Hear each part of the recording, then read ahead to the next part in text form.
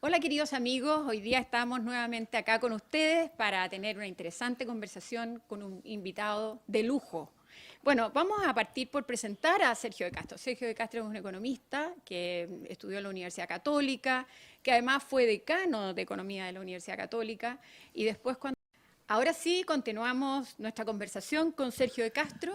Vuelvo a presentarles el libro de Patricia Arancibia Clavel, que es muy entretenido, se los recomiendo porque realmente aquí hay una historia que no es posible olvidar, más vale tenerla bien presente. Bueno, y dejamos unas preguntas en el aire para Sergio.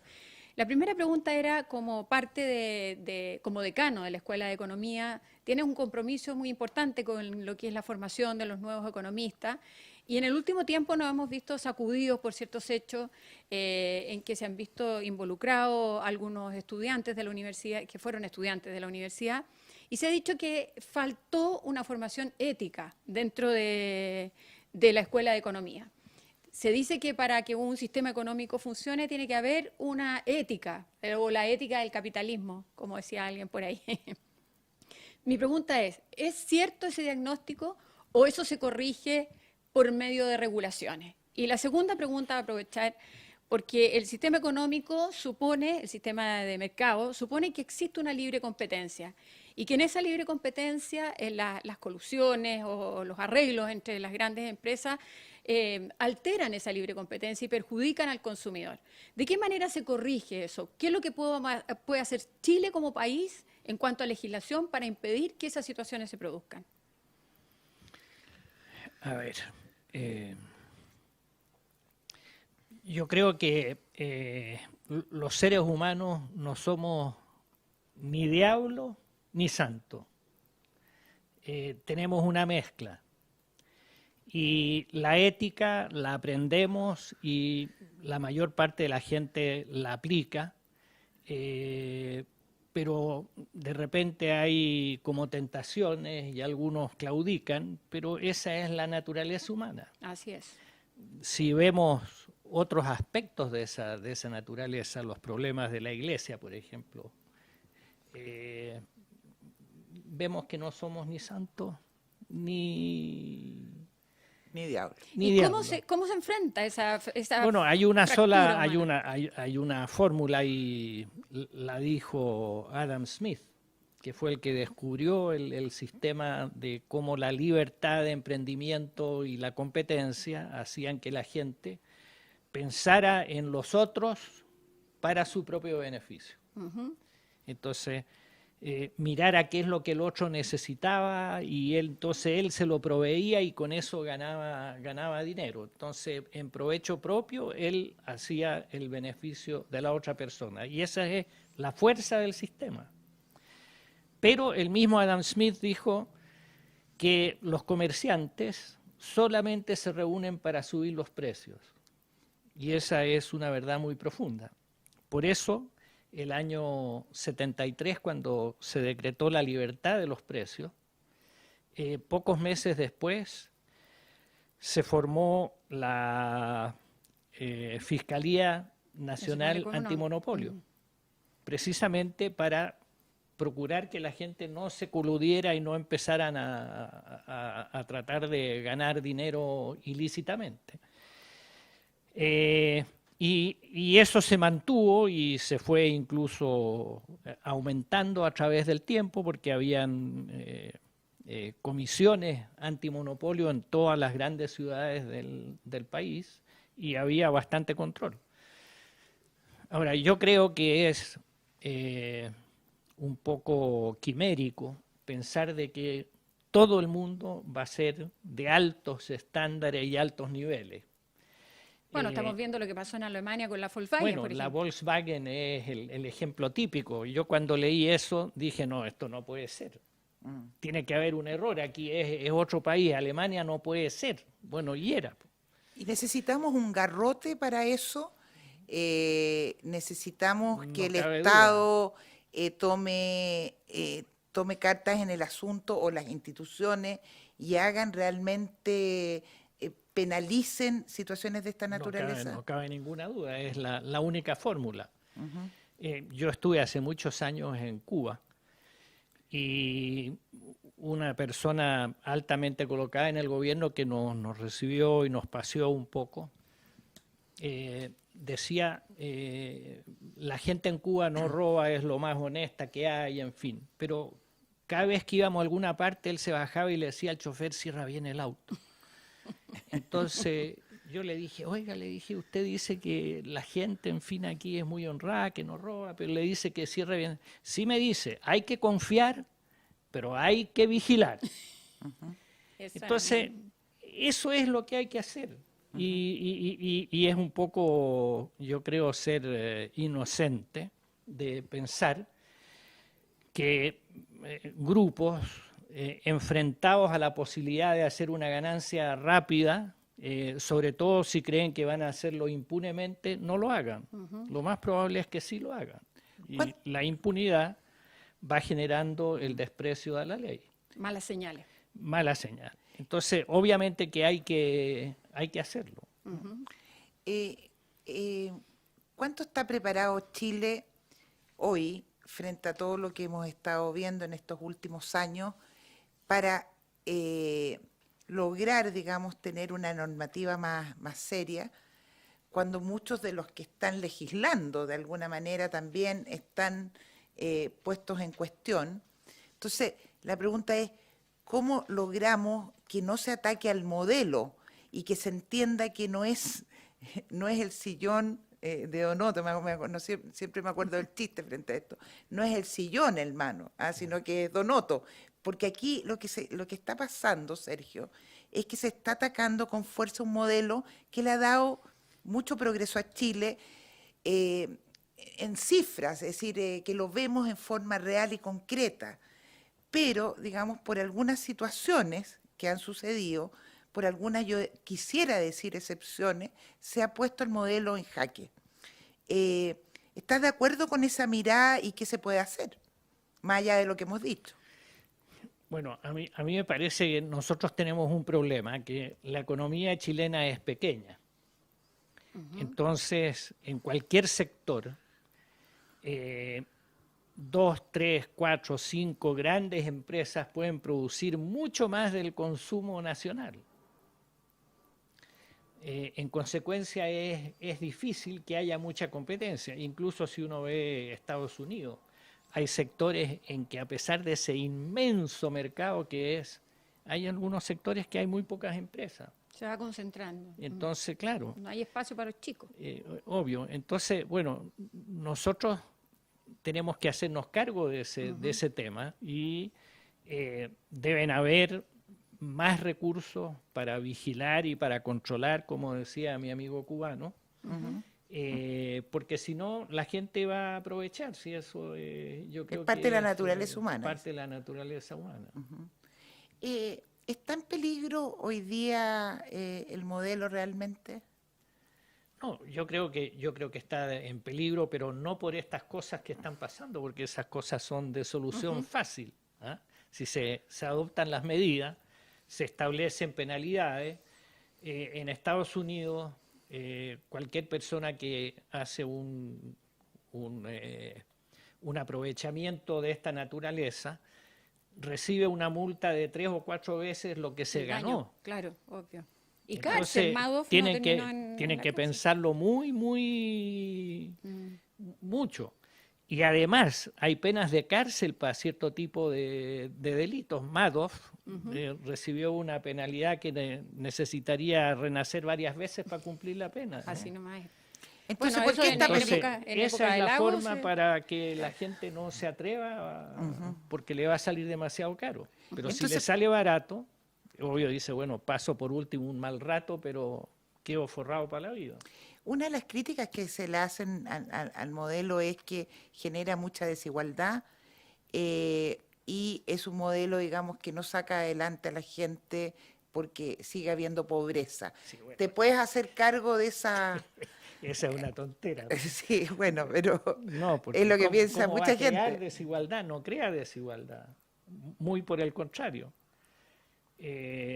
Si nosotros vemos, por ejemplo, hace un poco apareció en el diario que Chile era uno de los países que más había crecido en la economía del mundo, en los últimos 25 años, estaba en el 9º lugar dentro de todos los países del mundo en crecimiento per cápita.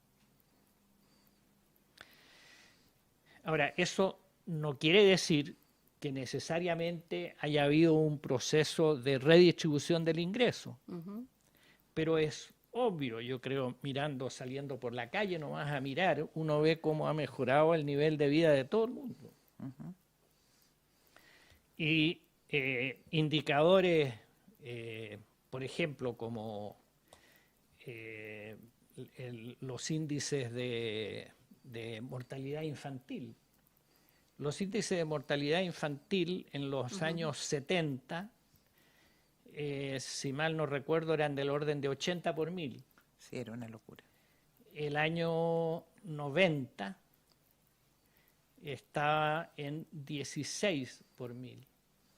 Y hoy día debemos estar 8, no sé. Pero muy bajo, muy bajo. Muy bajo. Eso indica una redistribución importante, quizás no tanto como quisiéramos, pero es una cosa termino. importante. Es solamente decir, si todo es tan positivo, saliendo a la calle nos damos cuenta que hay 1 millón de nuevos estudiantes en universidades, cuando vemos que hay un crecimiento claro, donde vemos que la gente está mejor que en los años 70 y más allá del periodo histórico que estamos viviendo, ¿por qué se ataca el modelo? Bueno, yo quisiera que me lo explicaran también. Porque yo creo que la respuesta en realidad es de que hay un dicho que dice que nadie experimenta en cabeza ajena. Y yo creo que es un dicho muy verdadero. Pero en realidad, si uno mira y compara sistemas de administración de un país, el sistema de mercado lejos le gana a cualquier otro sistema. Ahora, eso no quiere decir que sea un sistema perfecto, porque no existen sistemas perfectos, pero es mucho mejor. Ahora, lo que a mí me extraña es que gente inteligente, como son todos los que llegan a los gobiernos y los ministros, unos más, unos menos, pero yo creo que son todos personas bastante inteligentes y que tienen conocimiento de los datos, no se dan cuenta. Entonces hay algún proceso mental extraño ahí que atrae, digamos, a hacer de repente cosas que no debieran hacerse. Populismo. Pero yo creo que una de las grandes cosas que se hizo en el gobierno militar fue que muchos de los recursos que se podían destinar a ayudar a la gente más pobre o en educación, etcétera, siempre tenían el objeto de ir hacia una focalización. Correcto. Es decir, en el fondo la distribución se hacía, pero se hacía focalizada. Hoy día eso ha empezado a generarse una idea de este Estado social de derechos, en donde ya, por ejemplo, el tema de la educación no es darle educación gratuita a las personas que lo necesitan, sino que a todos por igual. No es, en el fondo, ayudar a los más pobres, sino que a todos por igual. No hay salud para los que focalizar los recursos en el que más lo necesitan, sino a todos por igual. Entonces, yo creo que en Europa todos vemos que hay una vuelta atrás en esos sistemas, que son sistemas que tienen una gran ayuda para la gente, son una gran ayuda para la gente, pero entendieron que había que hacer de distinta manera la focalización. Hay ahí también un problema Cuando para el quebró país el en estado el de futuro. bienestar, Claro, quiebra el estado de bienestar. Cuando quebró el estado de bienestar. Bueno, Hay en el fondo un problema ahí. Por ejemplo, ustedes hicieron un cambio en educación fundamental. Hoy día hay un camino hacia atrás en el tema de educación gigantesco. Lo mismo pasa en la reforma laboral y lo mismo pasa en lo que estábamos hablando, en la forma de enfrentar la distribución con políticas focalizadas o con este Estado social de derecho. Hay aquí un cambio, nuevamente la misma pregunta. ¿Es esto una involución o es que realmente había problemas en que había reformas como quien dice 2.0 que hacerle al sistema y que no se habían hecho? bueno, yo me declaro sobrepasado por los hechos, en realidad, porque como economista, yo siempre pienso que los gobiernos deben tratar de aumentar el nivel de producción lo más posible, el mayor crecimiento posible, y de ese crecimiento hacer un reparto hacia la gente más pobre. Y la mejor manera de hacer eso es a través de subsidios a la demanda. Eso está demostrado, digamos, en todo el mundo donde lo hacen, ha ido muy bien. Yo he notado a propósito de eso que hace bastante tiempo que en la izquierda no se habla de Suecia. Y Suecia es un caso muy interesante de analizar, porque ellos partieron con un cambio brusco hacia una economía más dirigida, en que el Estado proveía servicios y se los daba a las personas, etcétera. Y luego vino, en la crisis de los 90, vino un cambio muy fuerte y entraron gobiernos más conservadores que empezaron a implementar los subsidios a la demanda y el socialismo aceptó esos cambios. Y hoy día en Suecia se tienen subsidios a la demanda en salud, en educación. El sistema educacional es primordialmente privado, con pagos de los padres, un copago. Los pagos, los estudiantes tienen que pagar, Claro. pero el Estado a los pobres les da la plata para que paguen. Un voucher. Un voucher, un bono. Y claro, ese cambio en el énfasis, y que les ha ido estupendamente bien, ese cambio en énfasis ha hecho que la izquierda no tenga ya el modelo sueco, entonces están buscando otros modelos para presentarlo. Claro, que dejó de ser, digamos, ¿te Exactamente. acuerdas que se hablaba, hablemos de Suecia, de Y los que Finlandia? hablan de Suecia hablan de un periodo de Suecia. Claro. Cuando vino el periodo del cambio hacia un sistema más... Oye, Sergio, ¿qué te pasa a ti ahora como persona, siendo como un gran representante o el representante de los Chicago en Chile? No. Pero algo pasa No. con esto de estar en un momento dado como el gran personaje que logró transformar Chile para bien, y ahora, no tú en lo personal, pero tú eres un símbolo, con todo esto que está sucediendo, que es más bien denostar ese modelo. ¿Qué pasa con personas que no se han hecho ricas, personas que viven, que son académicos, que siguieron su vida profesional? ¿Qué pasa contigo y con tus colegas, digamos, frente a todos estos ataques? Bueno, yo estoy en un en un estado de confusión en realidad, porque trato de explicarme racionalmente qué es lo que está pasando y no logro hacerlo. Entonces uno de repente tiene la posibilidad de decir, bueno, es gente que no entiende. Pero yo conozco a algunos de los que están en el gobierno y yo sé que entienden. Porque son inteligentes y hemos conversado en el pasado. Tú sabes, en Chile todo el mundo se conoce y todo el mundo intercambia ideas. Y yo sé que ellos piensan bien, conocen la teoría económica como el mejor, pero no entiendo este afán de dar vuelta a la cosa y empezar de nuevo en un sistema en que el Estado es el que va a proveer las cosas. Eso ha fracasado en todas partes del mundo en que se ha hecho. Bueno, Y quizás yo diría que el hito más importante en la historia del mundo es el progreso de China. Y el progreso de China es una oda al capitalismo y no al comunismo. así es. Pero ahí yo no sé, no sé, porque muchos dicen que las transformaciones que se hicieron en Chile no se podrían haber hecho si no hubiera un régimen militar. ¿Será lo mismo decir que en China las transformaciones que se están haciendo no son posibles de hacer sin una dictadura comunista? ¿No es posible llegar a la libertad sin una dictadura detrás? A ver, yo creo que eso es falso. Yo también O creo que es sea, falso. no fue necesario una dictadura. hay muchos países, a ver, el siglo XX nos ha dado una serie de ejemplos de países europeos que estaban con sistemas bastante dirigistas que los han empezado a cambiar porque se dan cuenta que fracasaron.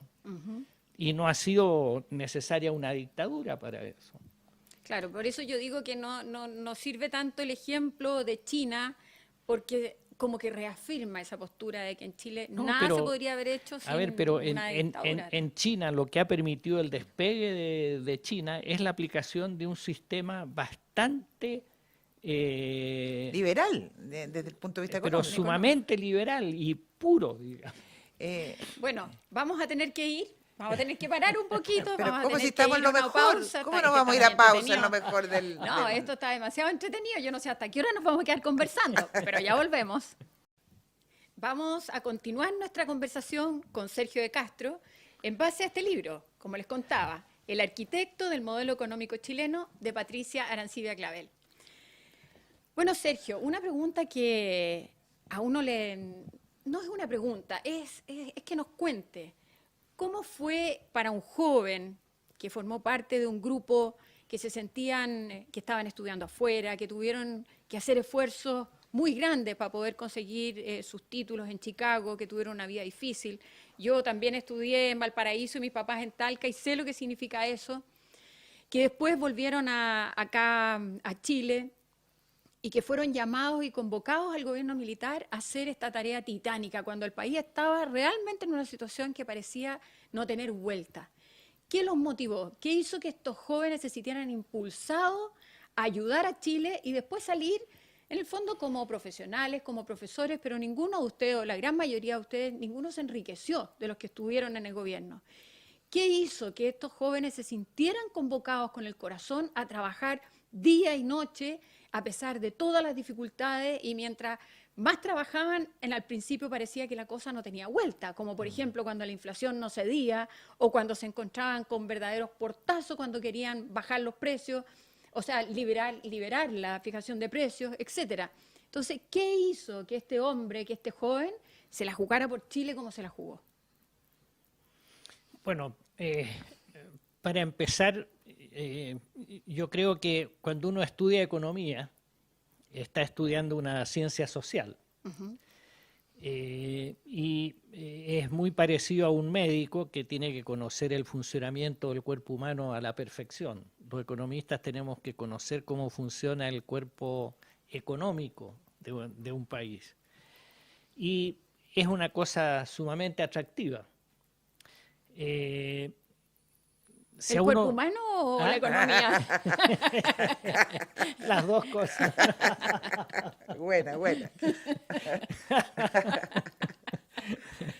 Bueno, entonces, cuando a nosotros nos empezaron a llamar de a uno, en primer lugar, habíamos trabajado juntos varios meses en desarrollar un proyecto para hacer una cosa buena por Chile. El famoso ladrillo. El famoso ladrillo.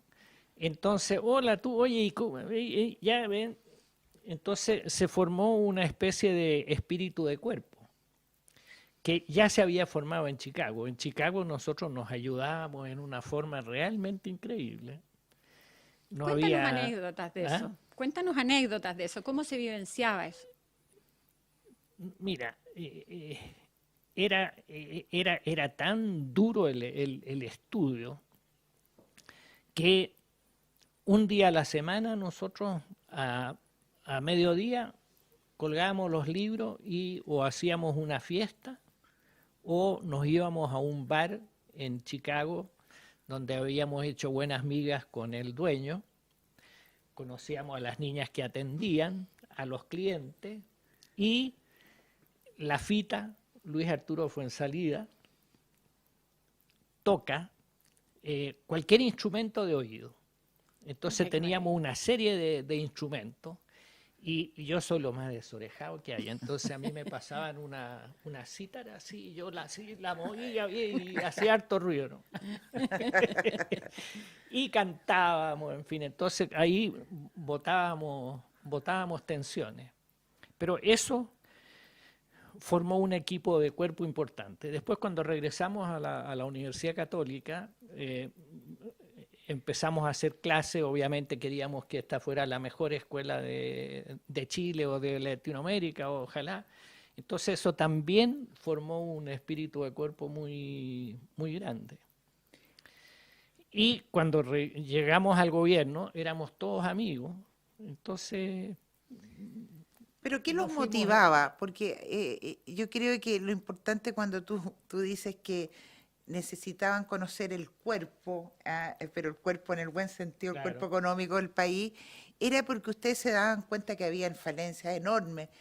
¿Te dolía la pobreza que veías tú en las calles? ¿Qué pasa que tú y tu gente y tu equipo se enfoca? Estoy pensando en Cas, en Miguel, estoy pensando en ti, en Bardón, en Pablo Arahona, en tantos, ¿ya?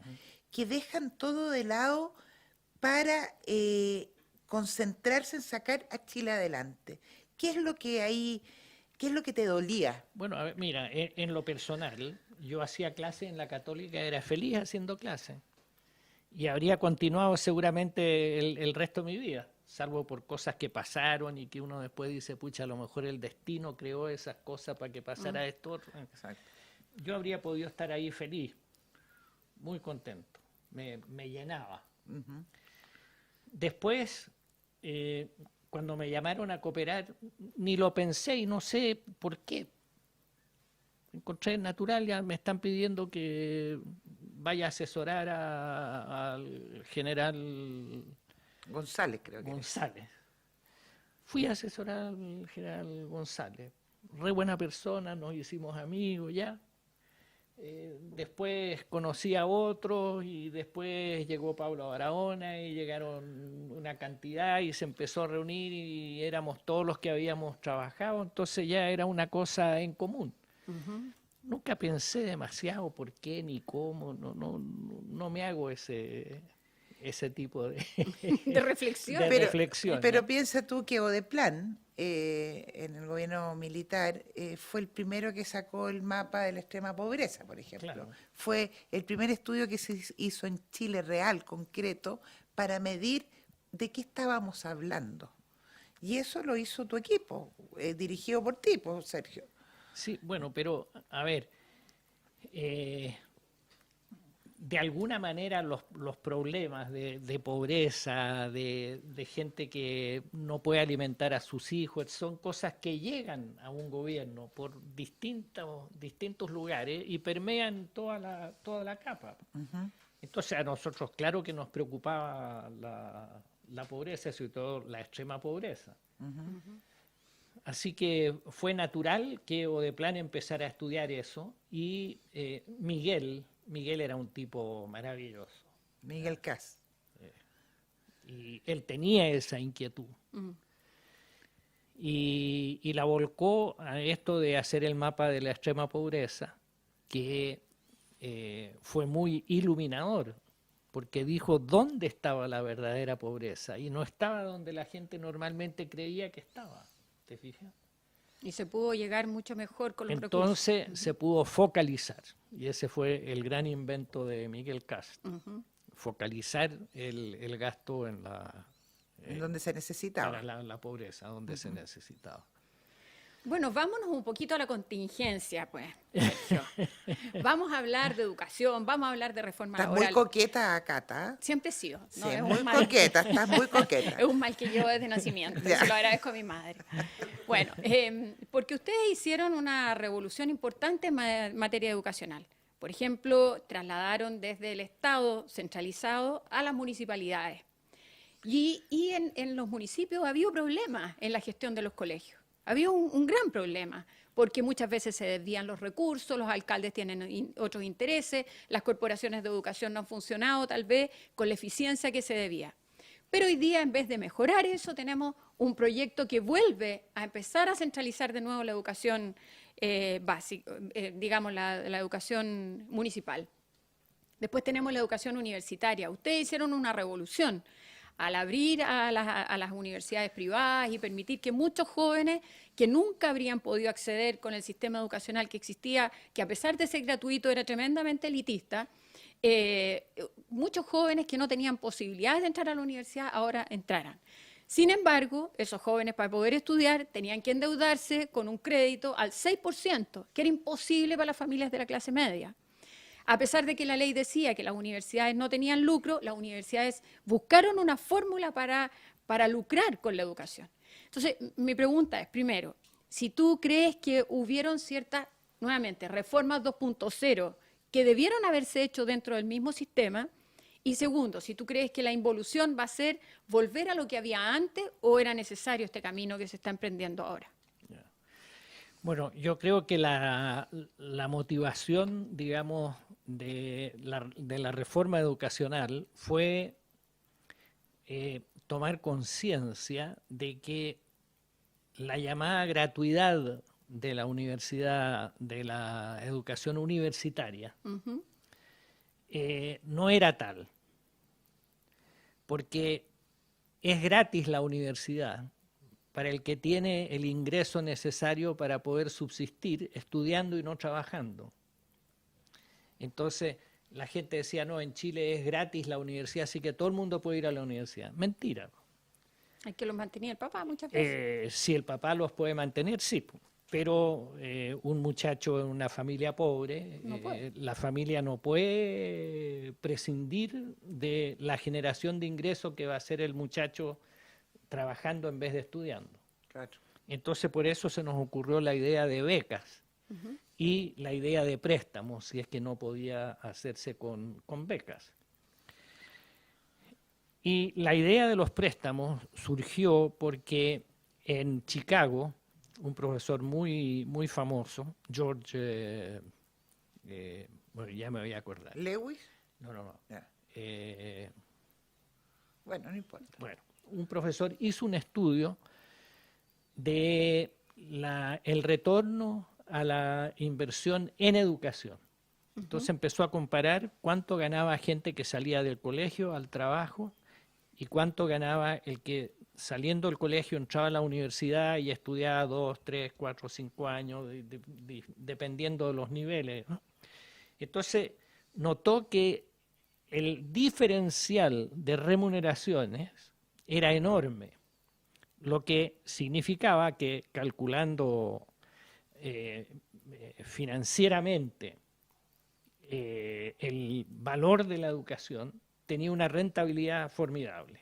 Entonces la idea es natural. Bueno, si la rentabilidad es 15 o 20% o 30%, ¿por qué no va a poder un alumno tomar un préstamo a una tasa de interés X, que es mucho más baja que esa tasa de retorno, y él mismo pagar lo que el Estado le ha ayudado a financiar en ese lapso, ¿no? claro.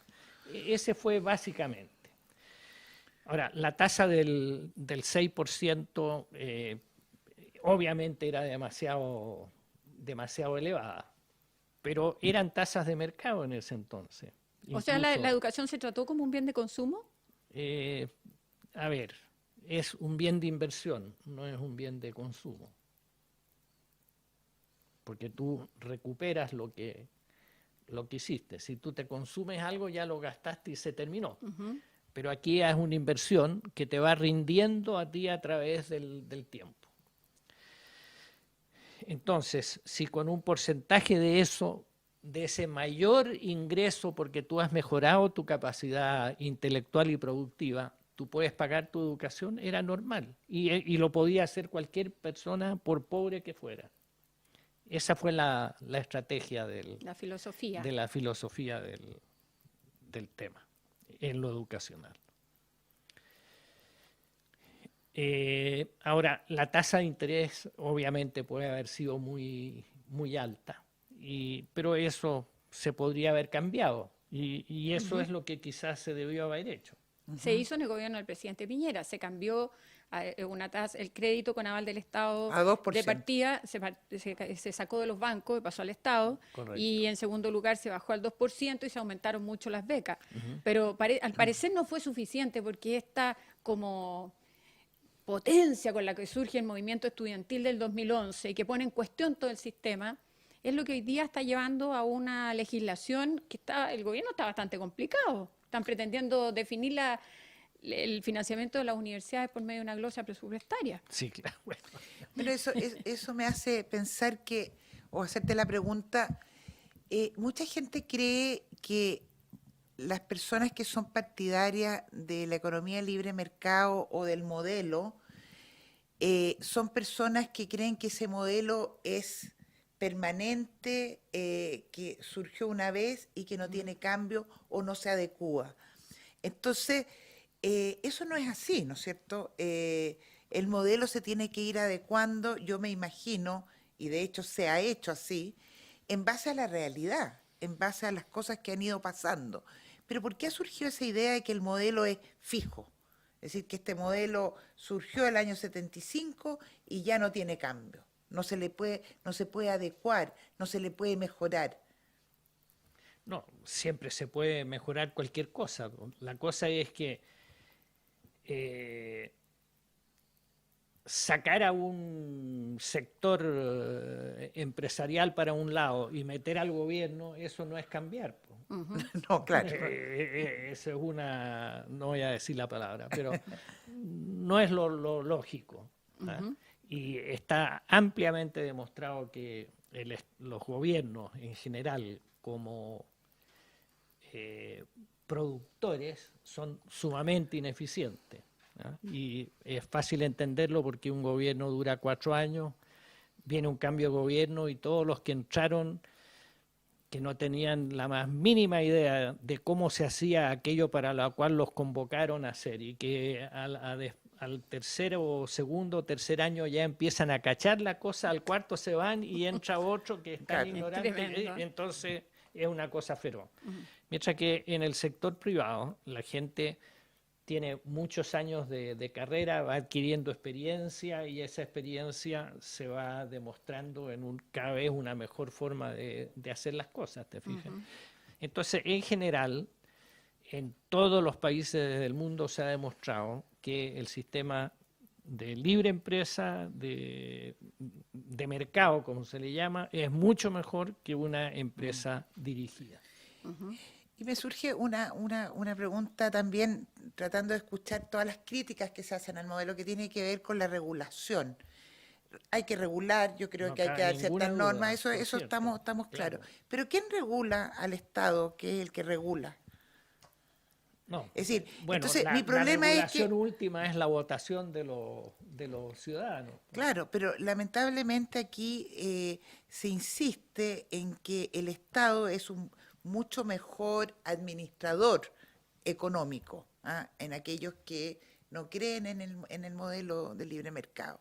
Entonces que hay que regularlo todo.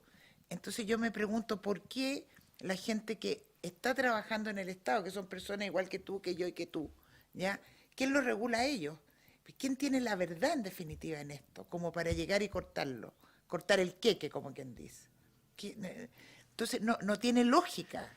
A ver, pero un nivel de control, digamos, es la Contraloría, que es una institución elemento sumamente prestigiado en Chile y que yo creo que a través de los tiempos ha demostrado su valía. Y es un buen sistema. Y como ese, se pueden crear otros sistemas. En las superintendencias debiera haber el mismo sistema, con gente de carrera, con técnico, gente más técnico que político, digamos. Bien pagado. No por político. Claro. Si ese es el tema. Esto de la alta dirección pública es una cosa para llorar de pena. Claro, todos tienen conciencia del diagnóstico, todos. Pero al final lo que se hizo en alta dirección pública terminó siendo más de lo mismo nomás. Sí.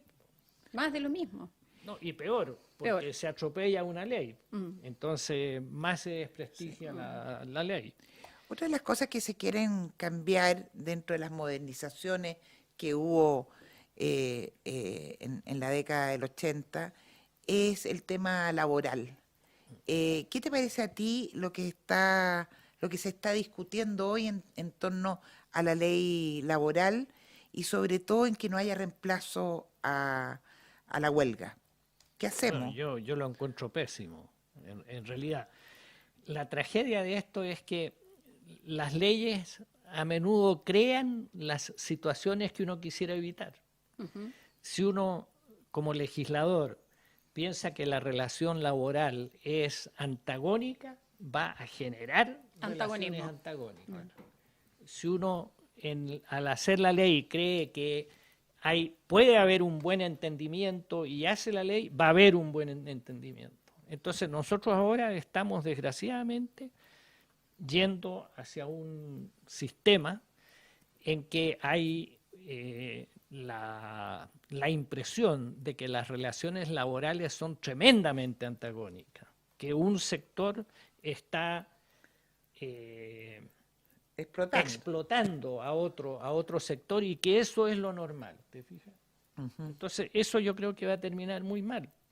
Es el gran problema cuando se pone la ideología antes de la posibilidad de ver cómo realmente funciona la realidad, porque en Chile estamos, un país que de un tiempo a esta parte los conflictos dentro de las empresas se han resuelto bien, salvo en la administración pública, donde tenemos un gran problema que quedó mostrado aquí con el registro civil. Bueno, pero el progreso del mundo ha demostrado, digamos, que las empresas en general cada vez valorizan más a sus empleados y a sus trabajadores, porque se dan cuenta de que es la forma de tener más productividad y tener mejores productos a precios más bajos que pueden venderse en mayores cantidades. Y entonces